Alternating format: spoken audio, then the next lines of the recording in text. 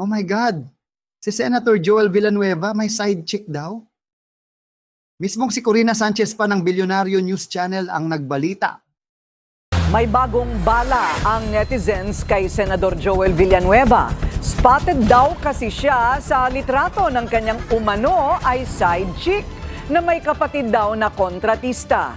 Sa Reddit account na Bulacan Anomaly, nakapost ang larawan ng babaeng kinilalang si Angelica Corporal. Pero ang nakakuha ng atensyon ay ang refleksyon niya sa salamin na nasa kanyang likuran, na kung izo-zoom, makikita ang isang lalaking nagsiselfone, katabi niya sa di kalayuan ng upuan. Oh my God! Di ba pastor si Senator Villanueva? Tapos may kabit ang pastor? Nako, Bilyonaryo be careful. Ayaw ni Senator Villanueva ng fake news. O Senator Villanueva, pinagtatanggol kita kasi wala akong alam kung ka-affair mo siya talaga. O baka naman kamukha mo lang yun. Pwede mong i-deny na hindi ikaw yun. I-deny mo na lang. Ako, I'm giving you advice, Senator Villanueva. Sabi mo hindi ikaw yan. O kaya Photoshop ko. Baka hindi siya yan. Let's help him. Kasi baka masira yung kanyang pangalan bilang pastor.